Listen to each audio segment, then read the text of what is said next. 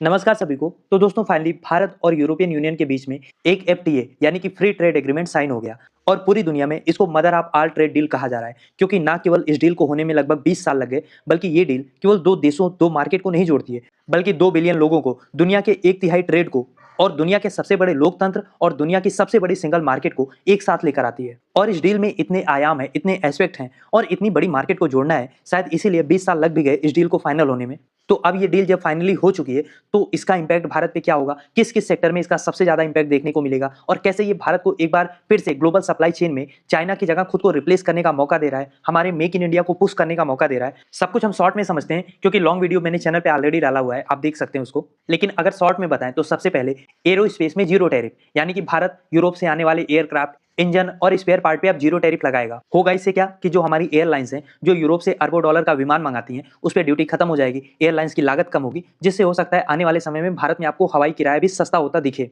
इससे make in India को push कैसे मिलेगा? देखो, जब ड्यूटी कम होगी तो यूरोप की जो दिग्गज कंपनी है जैसे कि एयरबस की बात करते हैं, ये भारत में अपनी मैन्युफैक्चरिंग, मेंटेनेंस, रिपेयर और ओवरहाल का सेंटर बहुत तेजी से भी बढ़ा सकती है। इसके अलावा अगर हम गाड़ियों की बात करें तो इस पे भारत अभी यूरोप से आने वाली गाड़ियों पे 100 से 110% टैरिफ लगाता है। अब ये सीधे घट के 10% तक आ जाएंगी, लेकिन इसके लिए कोटा सेट किया गया है कि लगभग 2.5 लाख गाड़ियों को ही जो यूरोप से आएंगी 10% टैरिफ पे लाया जाएगा। उससे ऊपर अगर क्वांटिटी में आती हैं तो वो पुरानी टैरिफ पे चलेंगी, क्योंकि हमें अपनी डोमेस्टिक इंडस्ट्री जैसे कि टाटा और महिंद्रा को भी बचाना है। इसीलिए कोटा सिस्टम के जरिए 100% से सीधे 10% तक टैरिफ को लाया जाएगा। इससे बीएमडब्ल्यू, मर्सिडीज और ऑडी जैसी जो लग्जरी कारें हैं बेसिकली वो अब 20 से 30 लाख आपको सस्ती होती दिखेंगी। हालांकि तुरंत आपको इंपैक्ट नहीं दिखेगा, 6 महीने से 1 साल लग जाएगा इस डील को प्रॉपर इंप्लीमेंट होने में। और जो यूरोपियन वाइन, विस्की जिस पे अभी तक 150% की टैरिफ लग रही थी वो भी घट के अब 20 से 30% तक आ गई है, लेकिन उसमें भी कोटा सिस्टम लगाया गया है, मतलब मात्रा पे लिमिट है।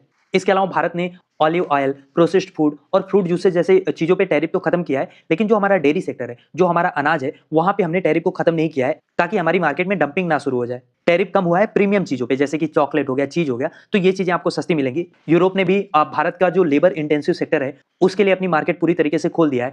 जहां अभी भारत के टेक्सटाइल, गारमेंट, लेदर, फुटवेयर पे 9 से 12% तक की ड्यूटी लगती थी, वो अब जीरो हो गई है, जो काफी हद तक हमारा जो कंपटीशन वियतनाम और बांग्लादेश से होता था उसमें हम काफी आगे निकल जा रहे हैं। इसके अलावा भारतीय दवाओं को, जो हमारी जेनरिक दवाएं हैं, उसको भी यूरोप में और ज्यादा एक्सेप्टेंस मिलेगी, बल्क में हम दवाएं वहां पे बेच पाएंगे, भारतीय स्टैंडर्ड्स को रिकॉग्नाइज किया जाएगा। और यूरोप ने भारत के लगभग 144 सर्विस सब सेक्टर्स के लिए भी अपनी बाजार पूरी तरीके से खोल दिया है। इसमें आईटी, इंजीनियरिंग और प्रोफेशनल कंसल्टेंसी शामिल है। तो कुल मिलाजुला के जो अभी भारत और यूरोपियन यूनियन का ट्रेड 180 बिलियन यूरो के आसपास है, उम्मीद ये है कि इस डील के बाद 2032 तक ये व्यापार लगभग दोगुना होकर 350 बिलियन यूरो के पार निकल जाएगा। खैर, आप कैसे देखते हैं इस ट्रेड डील को? लिखिए अपनी राय कमेंट बॉक्स में। और अगर अभी तक आपने चैनल को सब्सक्राइब नहीं किया तो प्लीज चैनल को सब्सक्राइब करिए ताकि ऐसी और भी वीडियोज हम आपके लिए ला पाएं।